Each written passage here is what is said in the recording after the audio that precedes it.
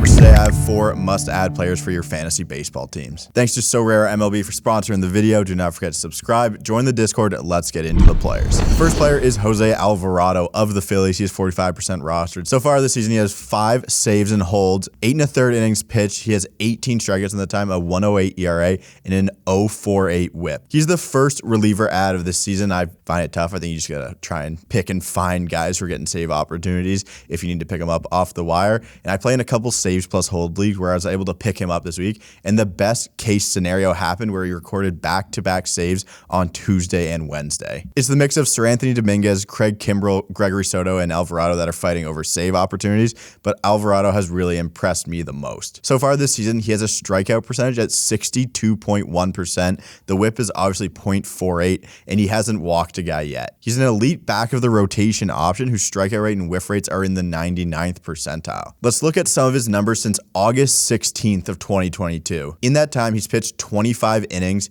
He has 50 strikeouts to only 3 walks, a 0.72 ERA, a 0.05 FIP, and 54% strikeout minus walk rate, which is absolutely nuts. If you had punted saves to start the season, you need a prospective guy that's on the wire who could give you big time returns. Alvarado is absolutely that guy. He's been talked about as someone who could be the anchor of a rotation ever since his time with the Rays. And now you have Gregory Soto in the pen, which is another lefty. So if Rob Thompson is looking to match arms back there, he has another lefty. It's not just Alvarado that they're going to use in the 7th or the 8th to match up with some other guys. You can have Alvarado in that closing role pretty easily now. He's going to give up some hard contact because he throws so hard, but as a back end guy that is able to get these type of whiffs, you can't be anything but excited for Jose Alvarado and the chances of him becoming the full-time closer for the Philadelphia Phillies. Second player this week is Mason Miller of the A's. He is 32% rostered. He just had his first start of the season, so obviously 0-0.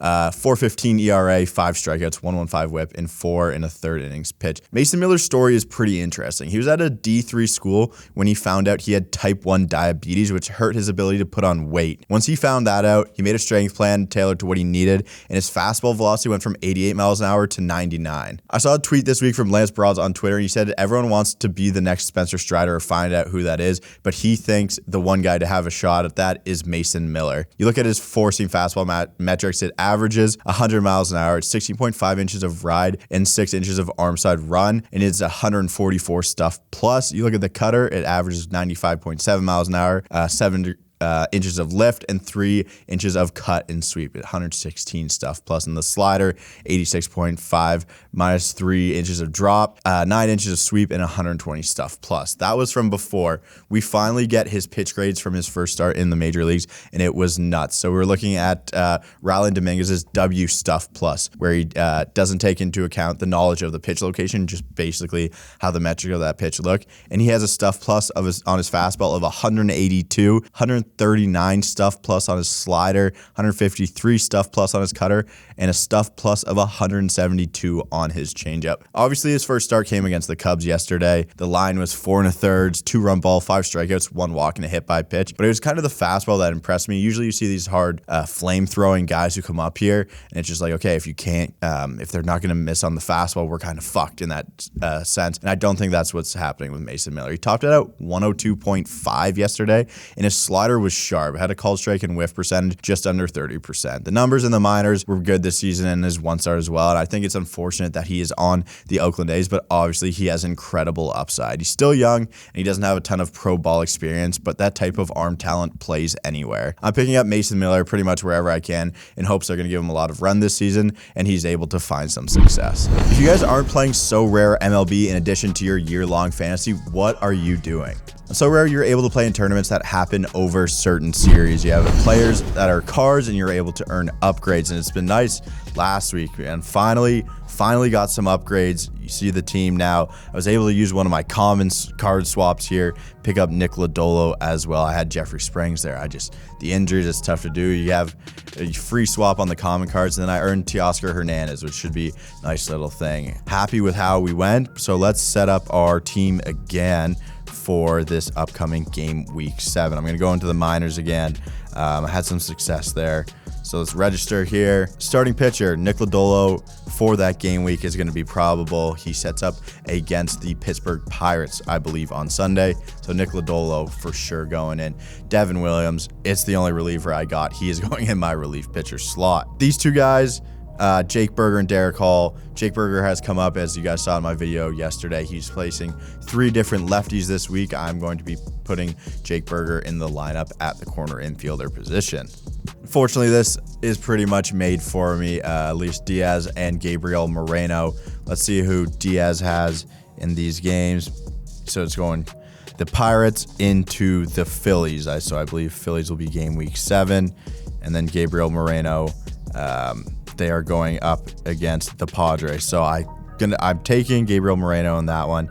I like who I have for my teams here. Corbin Carroll seems to be just an awesome fantasy player. There's no reason I cannot be playing him again. So extra, the hitters.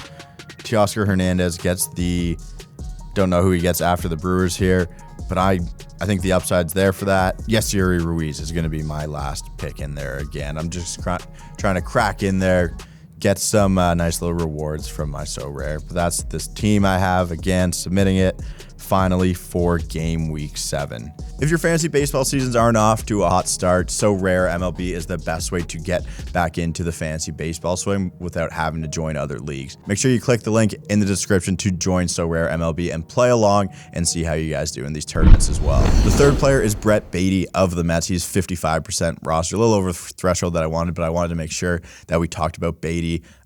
Zach Neto is another similar guy to this, but Beatty in the minors so far this season, the whole reason he got called up, he's hitting 400. He had 5 home runs, 15 runs batted in, 2 stolen bases, and a 1386 OPS. He's obviously one of the Mets' top prospects. He got the call up from the minors after that ridiculous start, and he came into the start of this season hitting the ball harder than anyone else in minor league baseball with an average exit velocity of 100 miles an hour. He made a season debut against the Dodgers this week. Kind of disappointed. He went 1 for 8 in those 3 games. He didn't square up many baseballs, which is something we were hoping to see. In his brief stint in the big leagues last year, he's obviously a big left-handed hitter. He had a max exit velocity in the 89th percentile. The Mets needed some good production from third base, as Eduardo Escobar certainly wasn't getting it done. And one of the main issues you worry about with Brett Beatty when he comes up is them playing games with his playing time, him becoming a platoon guy and not playing against lefties, since Escobar is a switch hitter who hits lefties better, but I'm hoping that they're going to give him the run. Since Beatty got to AA, he's hit 29 home runs in 144 games with a 308 average. You're picking up Brett Beatty knowing the upside with the bat is there